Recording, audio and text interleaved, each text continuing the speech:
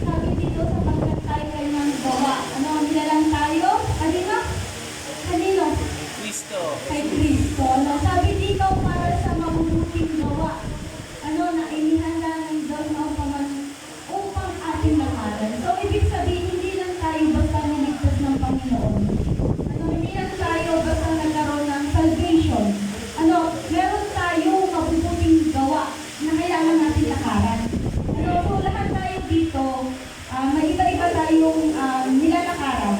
So lahat tayo dito, ano, may mga daan na inihanda ang Panginoon para lakaran natin. So ang title po ng ating pag-aaralan ngayon ay Walking in God's Preferred Path. So, ibig sabihin, lalakaran natin kasama ang Panginoon, yung daan na mismo siya rin yung nag-prepare. Ano, so, dito may pag-uusapan natin na, so sa next slide na, mapapansin nyo na may mga tupa. So, tayo yan, simbolisin yan, tayo yung mga tupa na yan. Then makikita nyo, iba-iba yung way nila. Ano, isipin nyo, di ba mayroong isang walang tupa? Isang walang tupa. Tayo yan. Tayo na yan. Yan yung lalakaran natin. Pero mapapansin nyo din na iisa yung patutunguhan natin. Ano, iba-iba yung lalakaran natin, pero sa isang Diyos lang tayo pupunta. Ano, ibig sabihin yan, yung daan na yan, tinatahak natin, makikita nyo, may mga building, may bato, may dito sa kabila, may garden, ibig sabihin, dadaanan din natin yan, dadaanan natin yung mga bundok, dadaanan natin yung mga gusali, dadaanan natin yung mga batong yan. Hindi madaling lakaran lahat ng yan. Amen? Tingnan dito yung nakapag-walk with God na madali. Wala. Kasi miski ako naranasan ko yan, hindi talaga madali ang lumakad sa Panginoon. Pero pag mahal mo ang Lord, pag gusto mo yung ginagawa na, pag kasama mo ang Panginoon, kahit mahirap yan, lalakaran natin yan. Amen? Kasi ako naranasan ko noon nagbabible study kami. Pinagsahan ako ng Biblia. Ano? Naranasan ko yun. Siyempre, sa akin, masakit yun kasi magulang na yung nagsabi. Masakit yun para sa akin. Pero still, nilakaran ko pa rin yun. Ano, kahit na dumaan tayo sa pagsarahan tayo ng pinto, kahit na dumaan tayo sa maraming problema, kahit na dumaan tayo sa libo-libong bulbog na yan, sa bilyong-bilyong mga bato na yan sa buhay natin, pagkasama natin ng Lord, tingnan nyo kung mapapansin yun, makaliwalas yung daan. Nasa gilid lang yung mga naghihinder, nasa gilid lang yung mga sagaban. Pero maliwanag yung daan nila. Ibig sabihin, ganyan po pag lumalakad sa Panginoon. Marami mga distraction na nasa paligid. Pero kapag sa Lord na tumingin, napakaganda ng daan po. Amen? So yan po yung gusto ko na ipagwatig po ngayong umaga pong po, no? Na gustong ibigay at idaloy ng Panginoon. Na kapag lumalakad ka kasama ang Panginoon, yung daan akala mo wala ng daan, gagawan niya ng Panginoon na another na ang malalakaran po natin. Natatandaan mo po ba yung hinatipon ni Moises yung Red Sea? Di ba po wala pong daan? Wala silang dadaanan. Pero dahil kasama nila ang Lord sa labanan ng iyon, kasama nila ang Panginoon sa paglakad nila, hinati ni Lord yung daan sa ating madaanan po nila. And ganoon tayo. No, minsan sa life natin, sa pagsunod natin sa Panginoon, dahil sa dami ng problema, akala natin wala ng break out. Nakakalimutan natin, yung God na pinaglilingkuran natin, yung Diyos na humati ng dagat.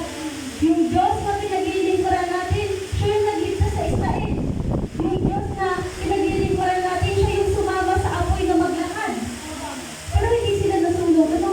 Minsan, dahil sa dami ng problema, nandun yung thinking natin, na-underestimate natin ang Panginoon sa kaya niyang gawin.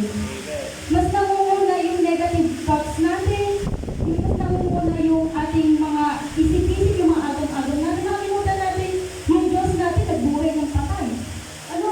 So, grabe yung ginagawa ng Panginoon. Kaya kapag kasama natin ang Lord, hindi dapat tayo matakot.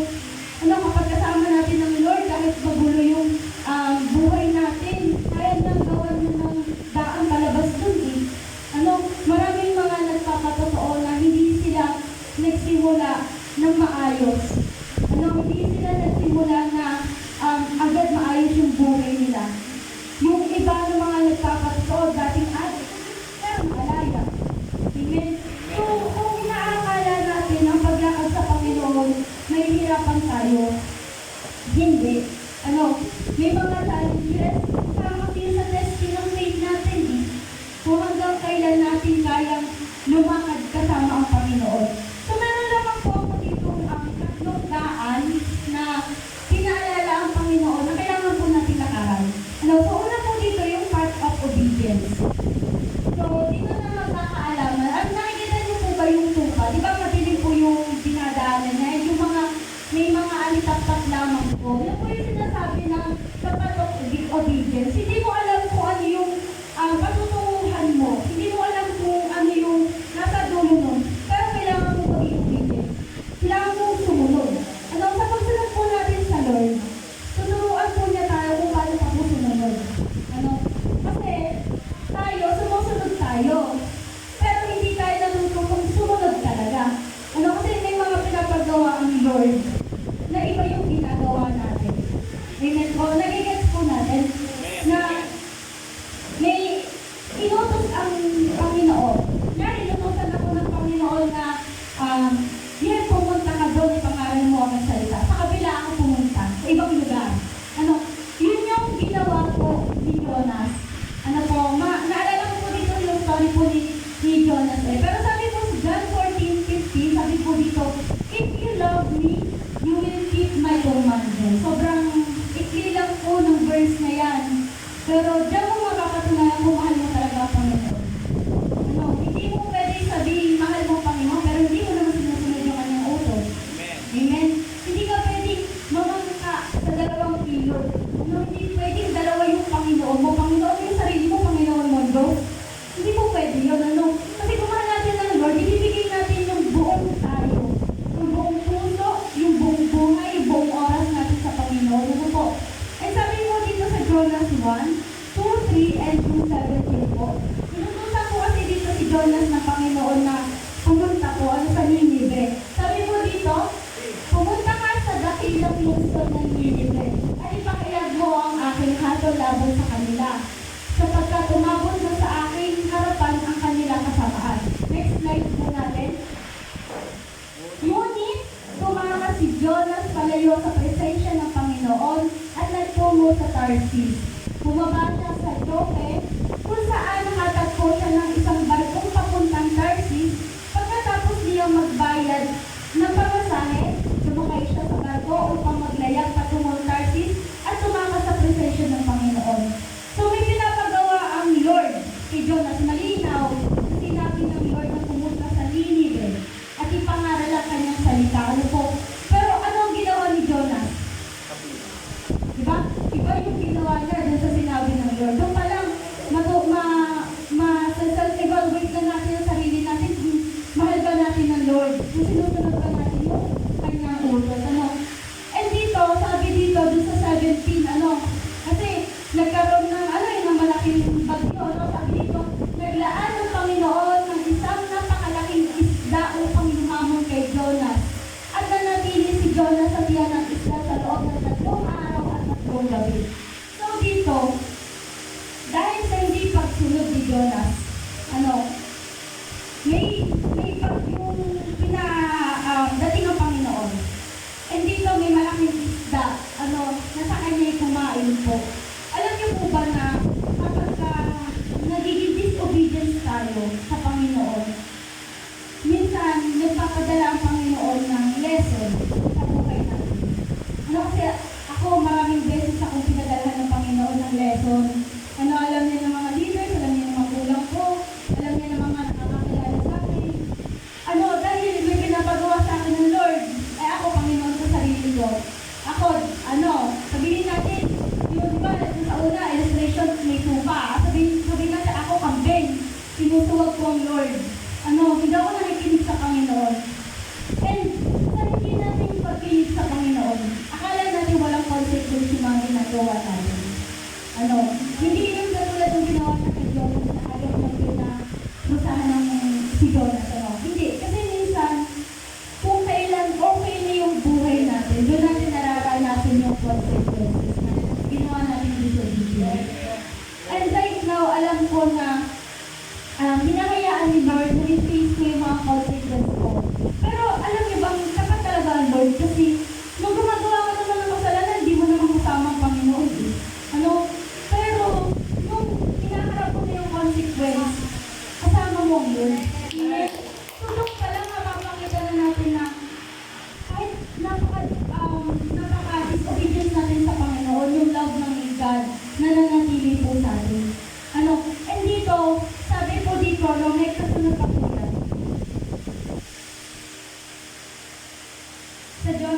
po.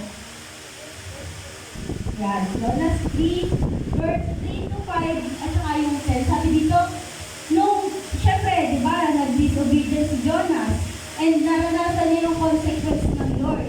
Doon sa 3 araw, 3 gabi na yun, nanalangin po siya sa Panginoon. And syempre, ang Lord natin tapat. Gusto lang niyang maintindihan natin kung bakit nangyayari sa buhay natin. Kasi sa sarili din natin kasalanan. Sa sarili din natin hindi pagsunod sa Kanya. Sabi dito, sinunod ni Jonas sa salita ng Panginoon at nagtungo sa Nineveh. Napakalat ng lungsod ng Nineveh. Napakalaki ng lungsod ng Nineveh. Inabot ng 3 araw ang paglalakad upang malipot ito. Nagsimulang maglakad si Jonas sa loob ng lungsod ng 1 araw at ipinahayag niya 40 araw na lamang at mawawasak na ang Nineveh. So, sinabi niya, sinunod niya na ang Lord. Sinunod niya na ang Lord. And dito, sabi dito sa susunod na verse, sumampalataya ang mga taga-Nineveh sa Diyos. Nagpahayag sila ng pag-aayuno at lahat sila mula sa pinaka-dakila hanggang sa pinaka-mababa ay nagsuot ng damit panluksa. Nang makita ng Diyos ang kanilang ginawa at kung paano sila tumaligot sa kanilang masasamang gawain, naawa siya sa kanila at hindi niya itinuloy ang kapahamakang sinabi niyang ipaparami sa kanila. Amen. Ganun po katapat ang Lord. Sa pag-suway natin, nananatili pong tapat ang Panginoon. And dito, sabi sa punto, number 1, tapat of obedience. Kung mahal natin ang Lord, ipakita natin sumusunod tayo sa Kanya. Hindi yung Monday sa Kanya ka sumusunod, kasi may virtual prayer meeting. Midweek sa Kanya ka sumusunod, kasi may discipleship. Pagka Friday, Sunday, sa Kanya ka sumusunod, kasi may mga gawain. Ang pagiging Kristiyano, ba't may gawain ka? Okay. Kasi ang pagiging Kristiyano natin, yung pagmamahal natin sa Lord, ito na yung simula ng buhay na natin. So, hindi na tayo dito yung ginagawa natin circus, yung paglilingkod natin sa Panginoon. Kasi naranasan ko yan. Ginagawa ko dating circus yung paglakad ko sa Panginoon. Hanggang sa nagkakulay-kulay na pumundo ko. Hanggang sa agad na pinadala ng Lord na isla para lumamang sa akin. Kasi yun yung nangyayari kapag kasi masuway ng Panginoon. Kapag may sinasabi na sa'yo ang Holy Spirit pero hindi mo pa rin siya pinaglalaban. Yung po yung nangyayari. Hinahayaan ng Panginoon na magkaroon tayo ng isang malaking isda na lalamang sa atin. And ito, yung sumunod, di ba, kasi dun sa nilalakaran na natin yung mabubuting gawa ng Panginoon. Sa paglakad natin, tinuturuan tayo ng Panginoon kung paano sumunod palalo. Kasi nga, syempre, may mga bagay na gusto ng Lord, pero hindi naman natin ginagawa. Kaya hanggang nabubuhay tayo, hanggang nasa-serve tayo sa Lord, tuturuan niya tayo kung paano sumunod sa Kanya. Sa pagsunod natin nandito napapasok yung the path of transformation. So, number 2 na po tayo agad. Transformation. Kung makikita nyo dito, na lahat ng ating pong illustration dyan, meron po yung symbolizing. May mga sinisimbolo po yan. So, dati, ikaw yung maduming tupa. Ikaw yung makasalanan ng tupa. Ikaw yung tupa na nasa sikahos. Ikaw yung wala sa magandang lugar. Pero dahil lumakad ka na, sumunod ka na sa Panginoon, at nagpapatuto ka na pa talaga sumunod. Dito na mapasok na magkakaroon na ng transformation sa buhay natin. Na hindi lang dapat tuwing may gawain nakikita. Yung transformation na yun, palagi na yan nasa iyo habang kay Jesus ka, habang naglilingkod ka. Yung transformation na yun, ayun ka na, pakagandang tupa na, maputi na, may nakakain na, may mga bulaklak pa. Yan na po yung nagagawa pag naka-Lord tayo. Ayun po kasi yan, talagang totoo po yung iba yung glow. Pag naka-Lord ka na, iba po yung glow mo pag naka-Lord ka na. Kapag totoo ka na nag-serve kay Lord,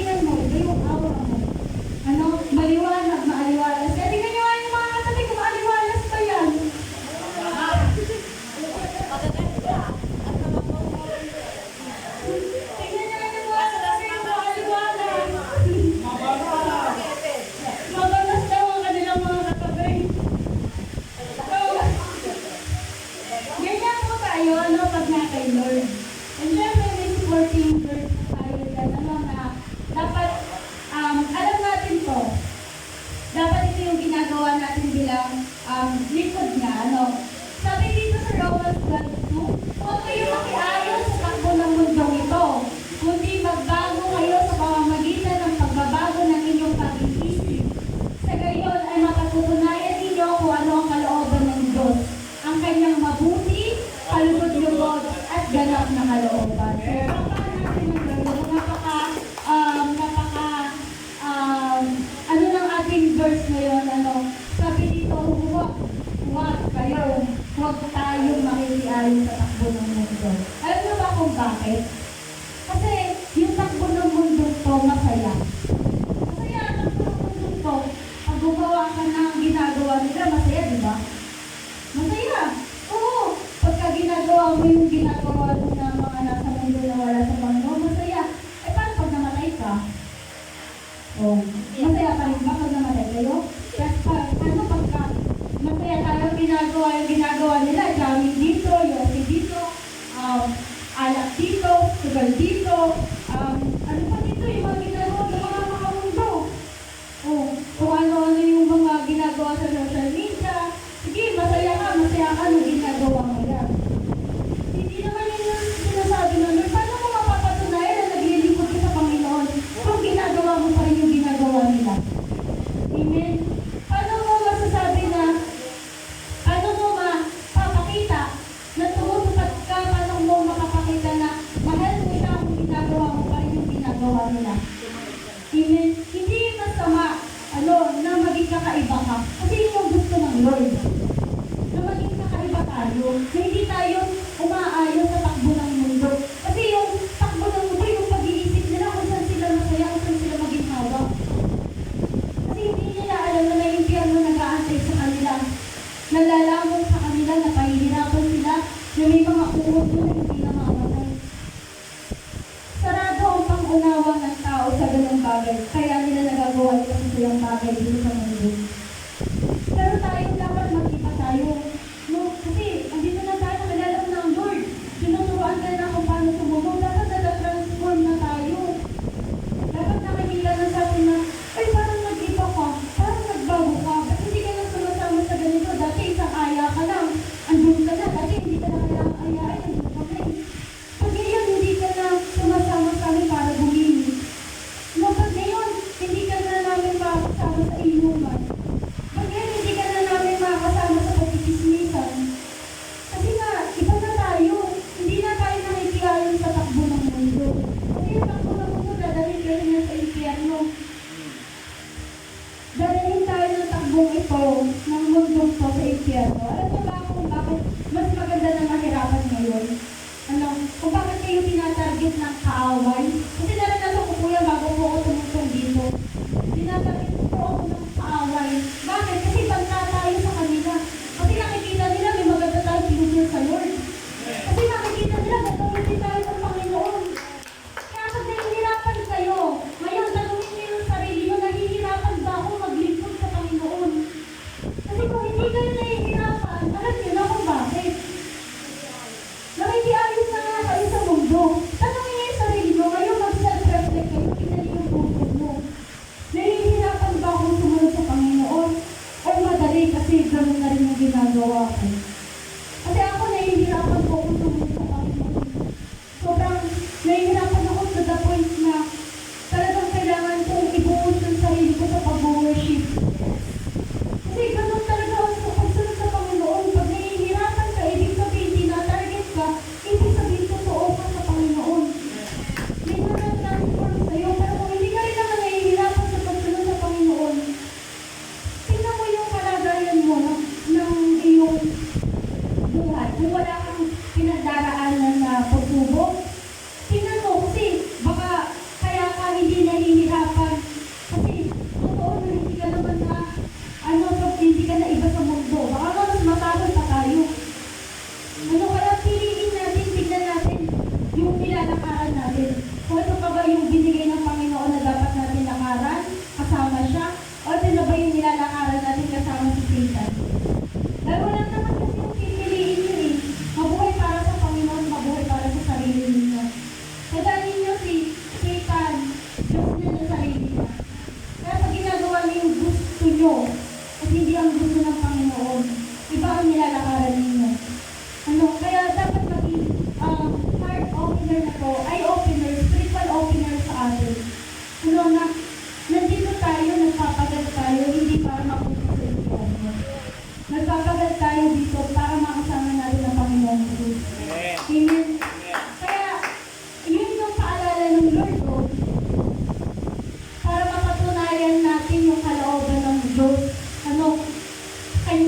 mabuti, kalugod-lugod at ganap na kalooban. Kung hindi rin naman mabuti, kung hindi rin naman kalugod-lugod, at hindi rin naman kalooban ng Panginoon yung ginagawa natin, hindi itigil na natin.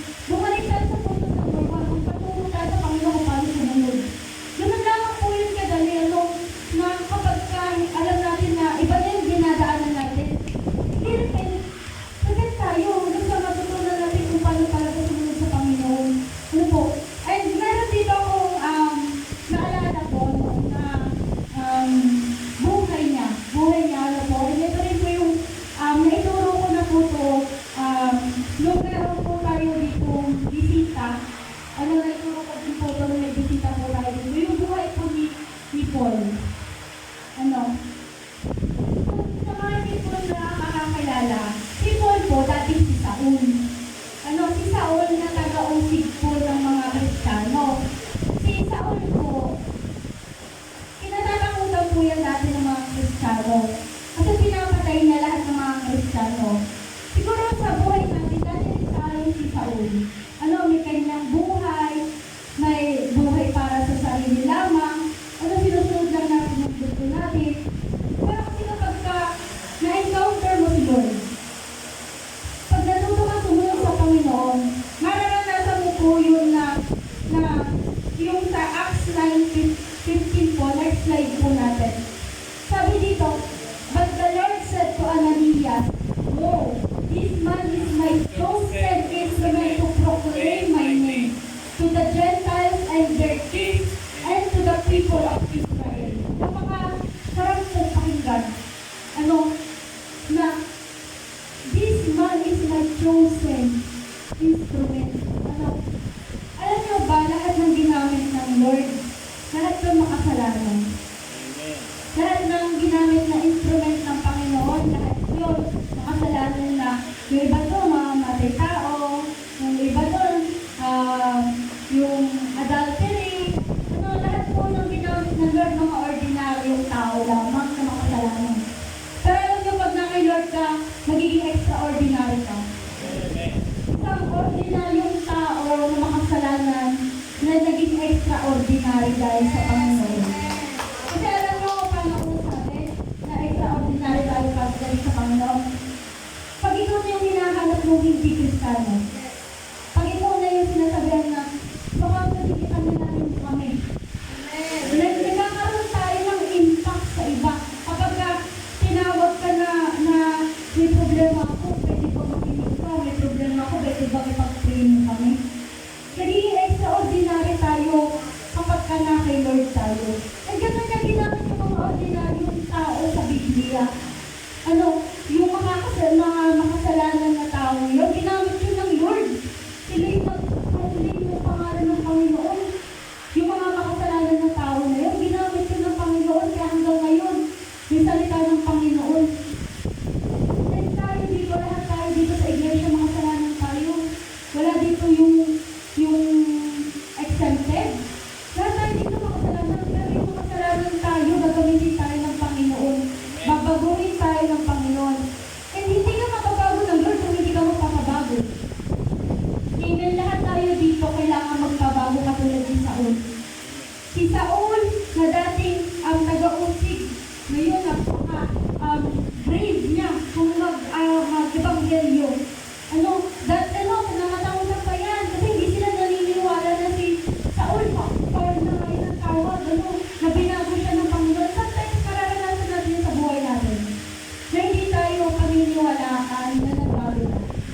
Pero maganda doon, ipakita natin na binago na tayo ng Lord. Pagka sinabing binago na tayo ng Lord, wala na yung dating tayo. Yung creation na tayo ng Panginoon.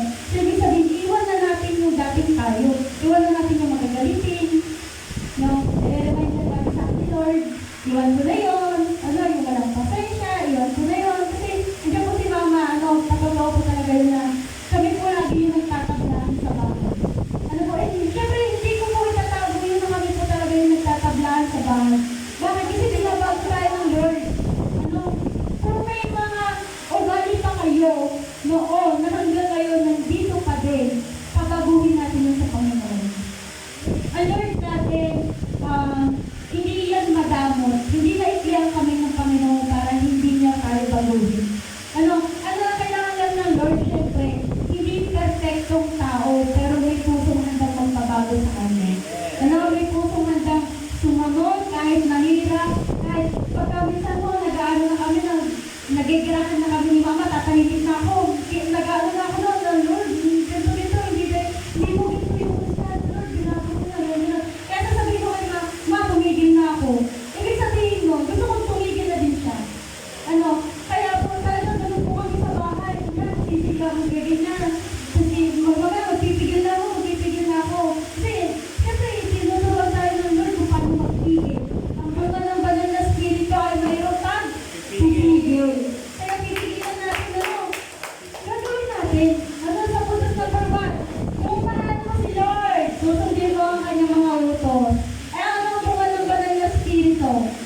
May kasamang pagpipigpig, pagpipigil. Ano? Amen. Kumahan natin si Lord, susundin natin yun kahit na yung gusto natin malapak. Ano? Ay, gusto natin, ano yun siya, ganunin. Ano, pinigilan natin yung sarili natin kasi kailangan natin ng transformation. Ano? Hindi tayo paniniwalaan kung nakikita pa rin tayong gumigimik. Hindi tayo paniniwalaan ng mga tao na yung Diyos na sinasamba natin ay magbabago kung nananatili tayo sa dating tayo. Ano, kapag na kay Kristo na, wala na ang dating pagkatao. Tayo napalitan na ng bago. Ito. At yun yung kailangan natin gawin. Ayun, ano, natanggalin na natin yung dating tayo. Wala naman tayo mapapala doon. Dadalhin tayo sa impyerno. Dadalhin tayo sa impyerno. Pero kapag bagong creation ka, kahit sa una, hindi mo alam, kinakapa mo yung pagkakbang mo. Basta magtuloy ka, sundin mo yung puntos number 1 natin na obedience. No? Magpatuloy ka. Hindi mo na mamalayan. Unting-unting natatransform ka na ngayon. Unting-unting hindi ka na nakikilala ng mga dati mong kasama sa kung saan. Ano po? And yun yung maganda. Magkasumusunod ka na. Natatransform ka na. Ito na yung sunod natin. Ano? Ito na magkakaalaman kung totoong sumunod ka, kung totoong nagpa-transform ka. Ano? Sa next slide po natin, Lydia. Yan. The path of service. Sa Kingdom 2 pa, no? So, alam niyo, yung paan na yun, si Lord John. Ano, si Lord John, yung tupa tayo yan. Masaya tayo dapat naglilingkod sa Panginoon. Ano, yung illustration na yan, gawin natin, masaya tayo naglilingkod sa Lord. Hindi yung tumutugtog ka, kasi kapag gano'n, nakasipod ka lang. Nakasimangot na. Hindi ka na lang maglilingkod sa Panginoon, dapat masaya ka. Masaya ka naglilingkod sa Lord, dapat yung pag-serve mo sa Lord, the best. The best yung binibigay. Sabi nga, the best. Yes, the best. Ganyan yung pagsunod mo sa ating Panginoon. Nagkakaya ng tupa. O, diba? Kapisit lang ninyo. Masaya yung tupa, no? Habang nasa ilalim ng Lord. No? Nandun siya, masaya siya. Kasi alam niya yung Diyos na malaki. Yung Diyos niya po, protektahan siya. Ano po? E ngayon, magkakaalaman. Kung yung number 1 na sunod mo, yung number 2, nagpapatransform ka na, and yung number 3, kung naglilingkod pa ba tayo. Iba po yung attendees sa naglilingkod po. Ano, yung attendees, uma-attend ka lang kasi gusto mo.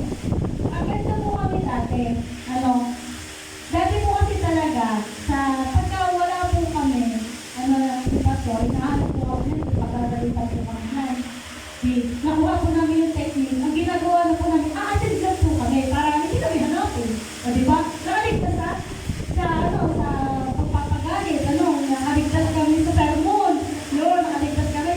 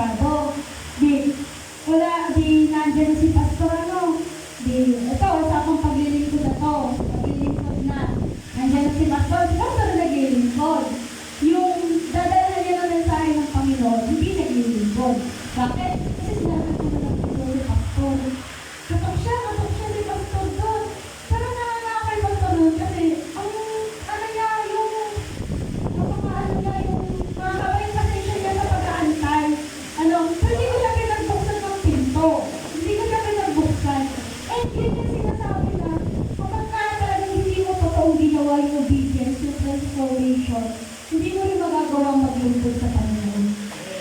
Ano, yun yung bagay na malalaman mo kung totoo kang naglilingkod sa Panginoon. Ano, ngayon malalaman natin, ano, kung may nagawa kang kasalanan kahapon, kung may nagawa kang pagkakamali kahapon, maglingkod ka pa rin. Ano, kung uminom ka kahapon, kung nanigarilyo ka kahapon, kung nahulog ka sa las kahapon, kung may ginawa kang hindi maganda at hindi ka naoban ng Panginoon, magsimba ka pa rin kinagawa. Ano, hindi mo kailangan i-define yung sarili mo sa ginawa mong pagkakamali para hindi mo hanapin ang mukha ng Lord pabalik. And yun yung gusto ko na maranasan ng bawat isa sa atin. Pag nagsasunod tayo sa Lord, ganun talaga. Dadanas tayo sa ganung pagkadapa natin. Pero hindi ibig sabihin nun mananatili ka nakadapa. Kailangan mong maglingkod sa Panginoon. Ito yung tupa na yan kanina, kulay itim yan, di ba? Kulay itim yan. Pero pag nakasama mo, Lord, maglingkod, ayan o, babalik ka sa masiglang ikaw na naglilingkod sa Panginoon. Yung fire, babalik yan. Pag totoo kang naglingkod sa Panginoon, kapag kasama mo siya. Pero, alam niyo ba, may mga voice sa isip ko nung mga nakaraan lamang po. Kasi, inaas na po ko, naglilinis po ko dito. Kasi, doon ko po kasi napapakita talaga yung pag-serve sa Lord. Pagka ako yung mag-ano dito. Nung may lang po ito. Then, may mga voice. And syempre, threaten ka nga kasi sa kaaway. Kahit hindi naman na totoo, sasabihin pa rin sa'yo na kaaway. Naglilinis po ko dito. Tapos may voice po na naman, hindi ka ba napapagod? Linis ka dyan ng linis, pagdating naman nila, magmuli. Pagdating naman nila, puti. Gano'n, may gano'n po talaga, hindi ka ba napapagod? Hindi ka ba napapagod dyan yung magmam? Hindi ka ba napapagod dyan magwalis?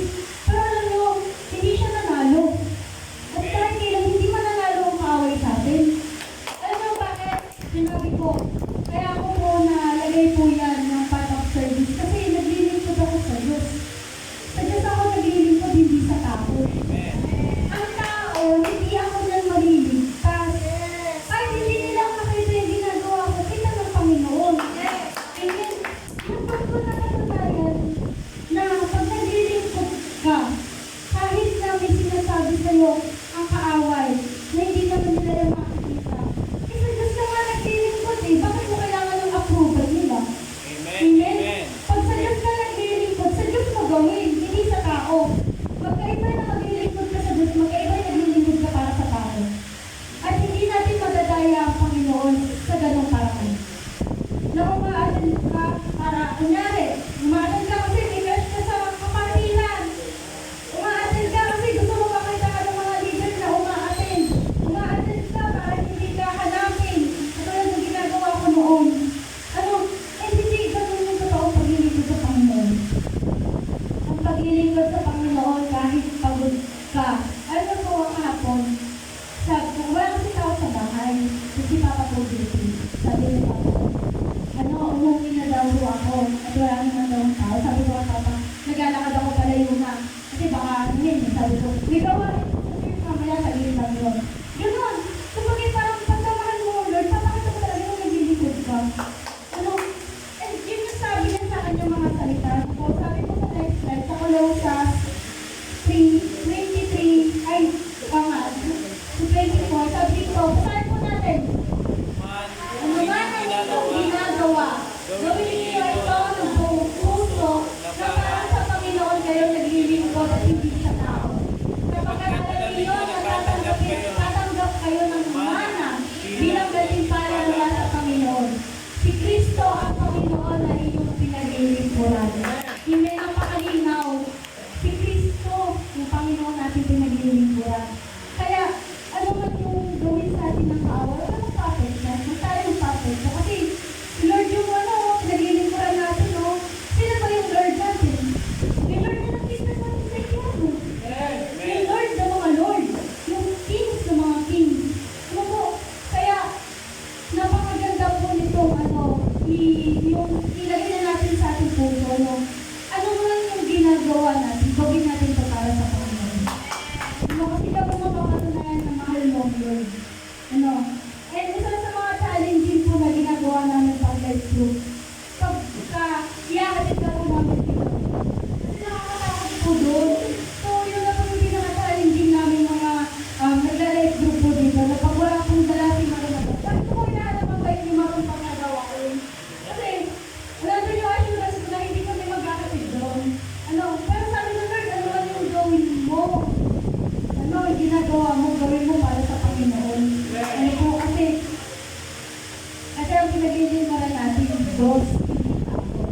Ano po kaya ating pong conclusion, ano ngayong umagang to, sabi po dito, walking with God is choosing to obey, allowing Him to transform us, and living for His purpose.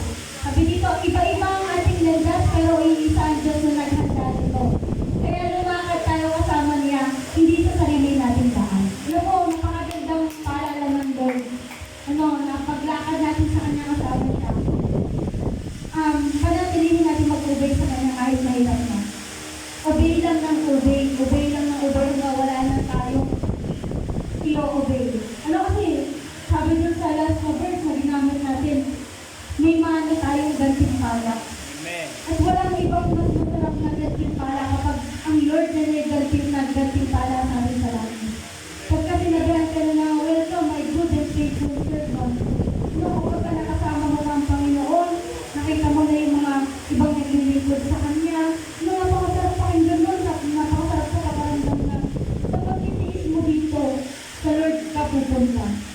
Ano, kaya iba-iba man yung ating mga pinagdaraanan, iba-iba man yung daan natin na tinatahak, wala tayong ibang pupuntahan kundi ang Panginoon pa rin po. No,